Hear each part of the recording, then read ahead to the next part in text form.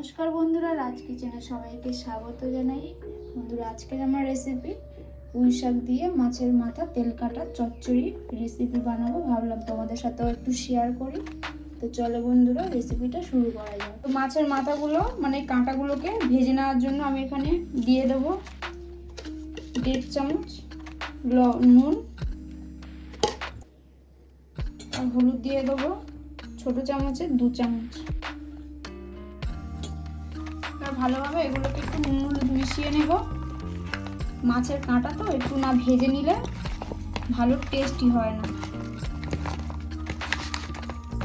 এগুলোকে ভালোভাবে সুন্দর করে মিশিয়ে নিয়ে হালকা করে ভেজে নিতে হবে। গ্যাসটা আগে একটু জেলে দিয়েছিলাম কড়াটা গরম হওয়ার জন্য। এবার দিয়ে দিচ্ছি সর্ষের তেল, পরিমাণ মতন তেল দিয়ে দিয়েছি কাঁটাগুলোকে ভাজার জন্য। তেলটা আমার এখানে গরম হয়ে গেছে। এবার দিয়ে দেবো একে একে কাঁটাগুলোকে। মাছের কাঁটাগুলোকে আমি এরকম এক এক করে ভেজে নিয়েছি। এবার তুলে নেবো। হালকা করে ভাজা হয়ে গেছে। মাছের কাঁটাগুলোকে আমি এক এক করে ভেজে নিয়েছি হালকা করে। দেখো কত সুন্দর হয়েছে। তো চলো এবার পরের স্টেপে যাওয়া যাক। তো এই মাছ ভাজার তেলে দিয়ে দেবো অল্প পরিমাণে 5 ফোড়ন। এবার দিয়ে দেবো আলুটা কেটে রেখেছি। আমি কিন্তু আলুর খোলা ছাড়াইনি, তোমরা চাইলেও ছাড়িয়ে নিতে পারো, খোলা আমি দিতে পারো। আলুটা আমার এখানে হালকা করে ভাজা হয়ে যাচ্ছে, হালকা করে ভেজেছি দেখো। তো এবার দিয়ে দেবো ওপর দিয়ে তেল কাটাগুলো। এবার দিয়ে দেবো 1.5 চামচ মতো নুন,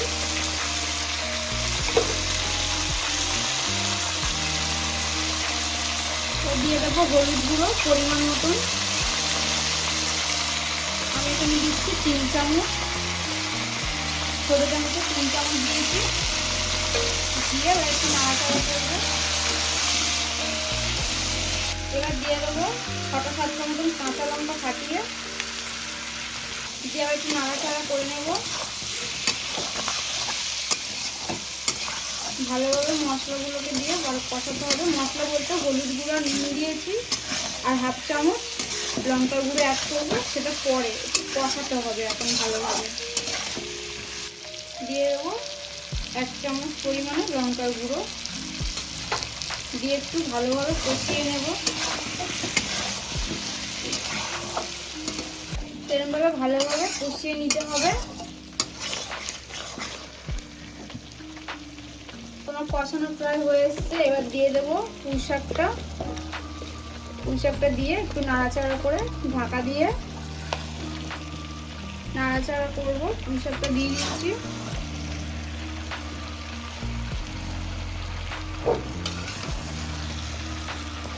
একটু ঢাকা দিয়ে দেবো। তো 5 মিনিট পর খুলে নিচ্ছি ঢাকাটা। দেখো কতটা জল উঠেছে।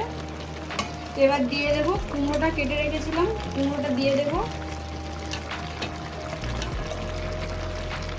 দিয়ে আবার একটু ভালোভাবে নাড়াচাড়া করে দেবো। দিয়ে আবারও 5 মিনিটের জন্য ঢাকা দিয়ে দেবো। 10 মিনিট পর খুলে নিলাম। আবার একটু নাড়াচাড়া করে দেবো। কত রস উঠেছে দেখো।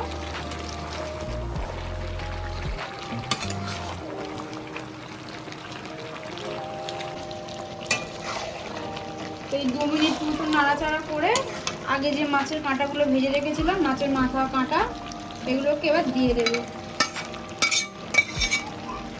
দিয়ে আবারও 2 মিনিট নাড়াচাড়া করবো।